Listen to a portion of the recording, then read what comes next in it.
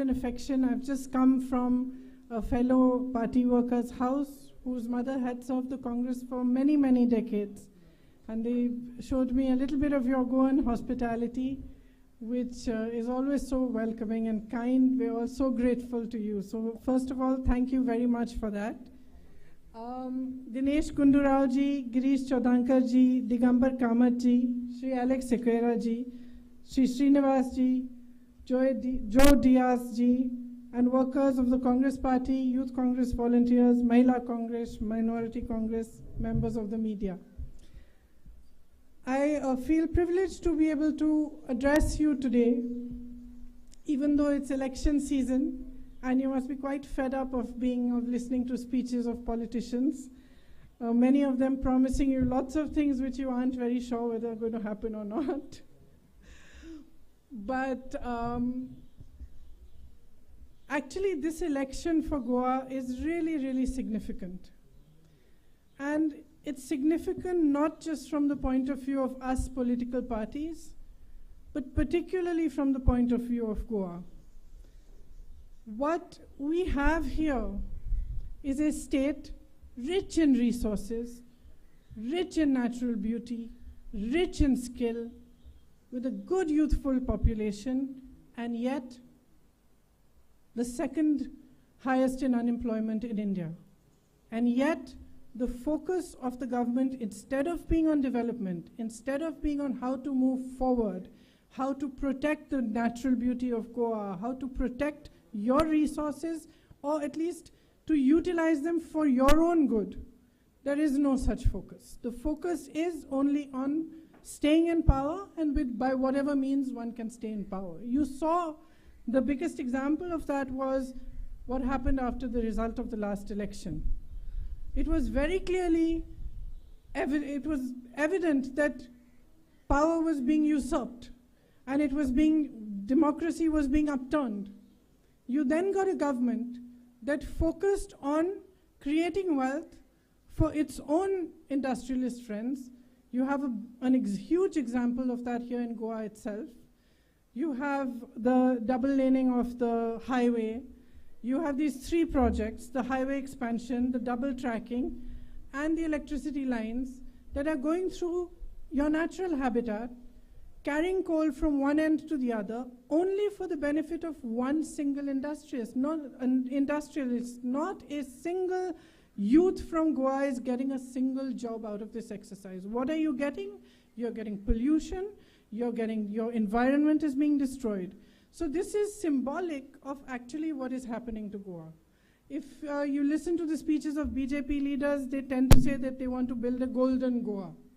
And every time I hear that, I think of that story, of the goose that laid the golden eggs, of the farmer and his wife who had found the goose which was laying golden eggs, and they were enriching themselves by selling these golden eggs.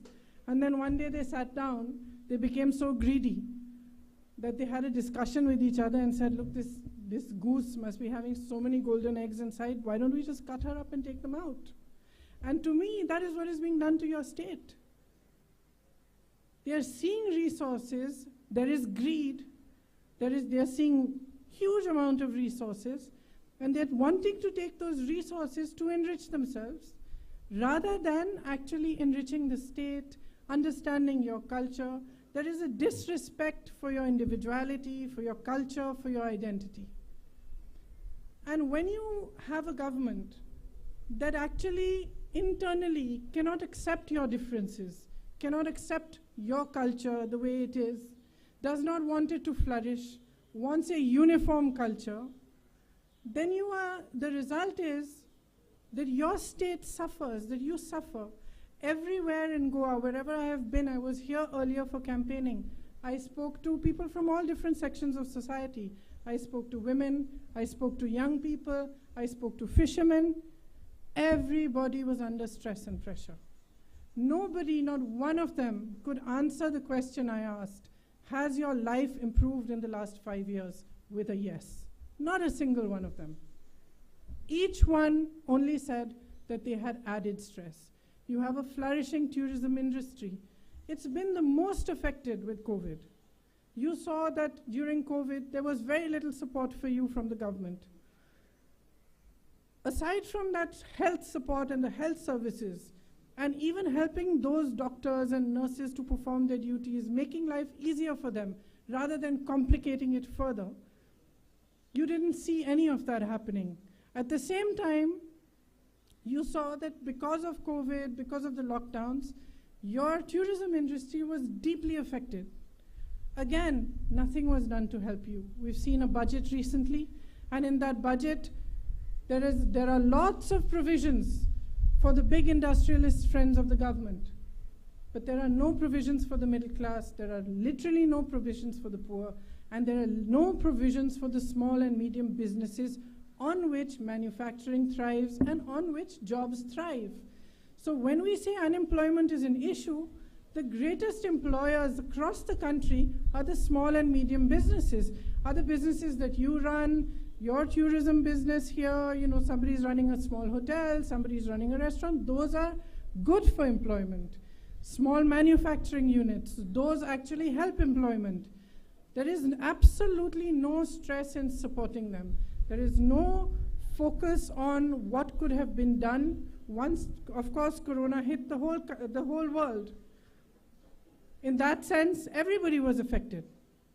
But you've seen in other countries how the government worked proactively to help those affected businesses, how they provided support, how they, for example, I know in the state I work in Uttar Pradesh, which is quite different from Goa, and much larger, but I find over there that people were paying their electricity bills. So shopkeepers were paying their electricity bills through the lockdown, but they had no business.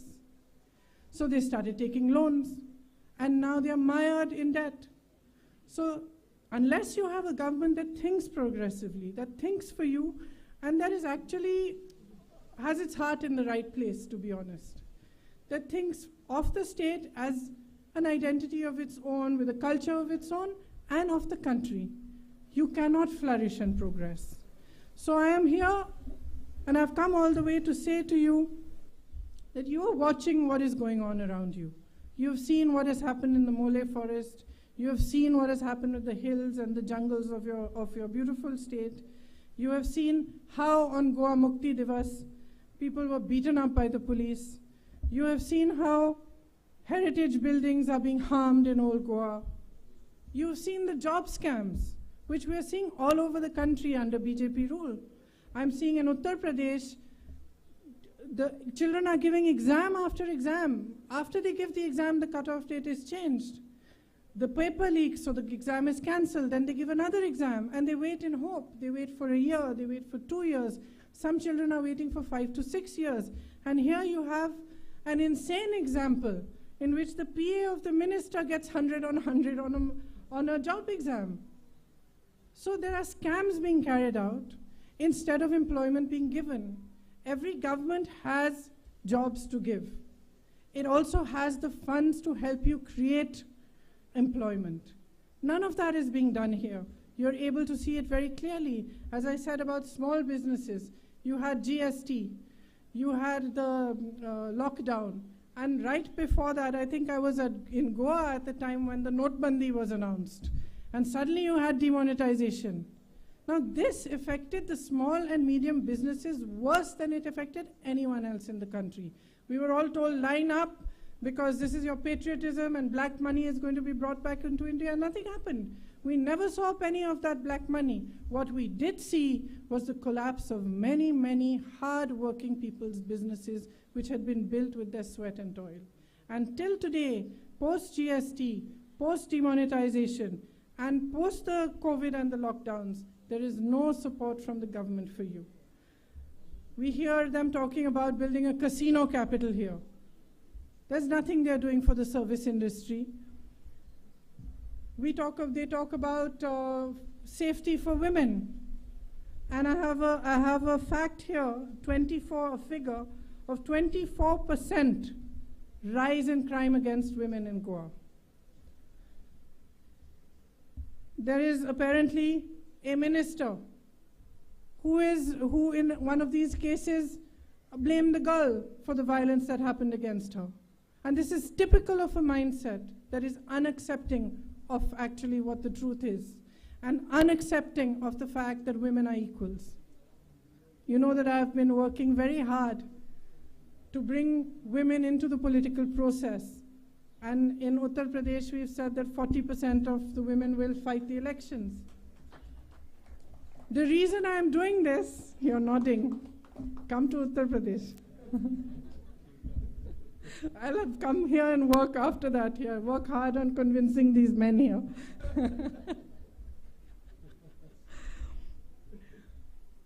So why am I doing that? I'm actually doing it for 2 or 3 different reasons. The first and foremost is that as women and 50% of the population, it is our right to have 50% of the representation. And it's not something anybody is doing us as a favor. It is our right. And we want to fight for our right. But more than that, I feel that politics today has become filled with hatred. It's become filled with anger. You know, you hear speeches, 90% of the speech is negative. Maybe about the other party, but 90% is negative. And there is no positivity in it. I firmly believe that us women, being the practical people that we are and having to always handle so much, actually can bring that positivity, that compassion into politics as well.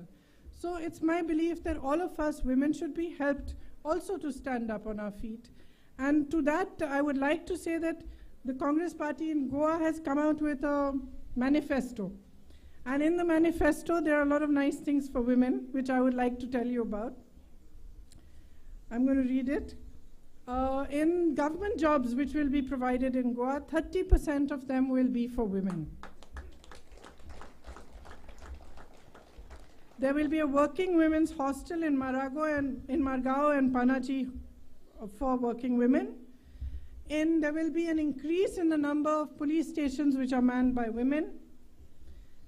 And the SHGs will all get 1 lakh rupees of support for each SHG. And aside from that, there are many more things which are in our manifesto. One of them is that there is a Nyay scheme in which 6,000 rupees per month will be given to all the weakest families to help them support themselves. Because one of the things that has happened after all corona, lockdown, and so many other wrong policies of the government is that those who are poorest and weakest can no longer sustain themselves. This will also help to inject some money into the economy. And that will also help other businesses and the smaller businesses. Along with this, 500 crores of government funds will be allocated to employment itself. Every Goan citizen will get health insurance from the state itself. I'm sorry, I'm translating the facts from Hindi because I was intending to give a Hindi speech here. So all these scams which are taking place in the exams, and especially for the employment exams, though for that, the job selection, there's going to be a special Goa Staff Selection Commission, which will ensure that the corruption that is happening in all these cases comes to an end. Local stakeholders will be involved in the tourism policy. Petrol and diesel will not be able to rise above 80 liters. The government will subsidize 80 rupees per liter. The government will subsidize the remaining amount. And there will be a strong commitment to protect the environment of Goa and to protect the heritage of Goa. In the Congress party, we understand how important your heritage is to you, both natural and your cultures and your traditions.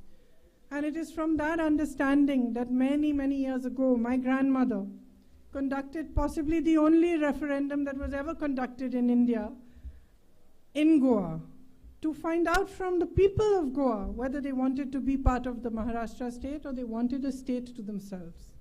And with that same respect, and with that same clear respect for your dignity, for your culture, for your traditions, the Congress party today wants to hand Goa back to Goans.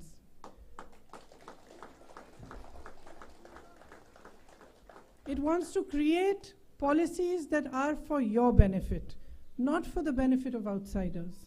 whether it is the policies on buying of land, whether it is the tourism policy, whether it is the environment, whether it is the fact that industrialists are being allowed to carry coal from one side of Goa to the other, and special provisions are being made for them while the people of Goa are being ignored.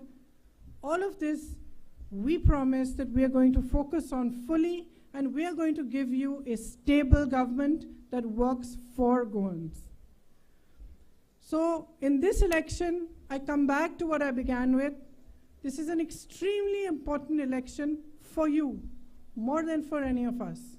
It is most important for the people of Goa to understand today where their state is heading, and to understand what is happening to it, to understand the way it's being looked at by the BJP.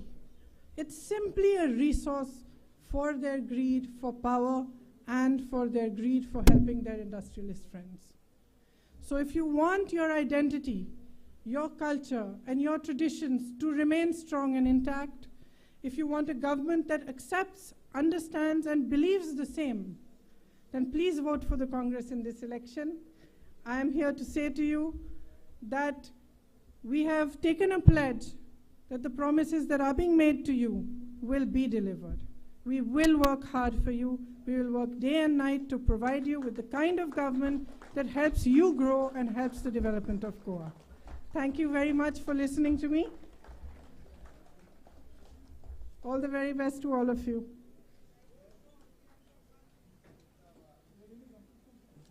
Priyanka Gandhi, Priyanka Gandhi, Congress Party, Congress Party.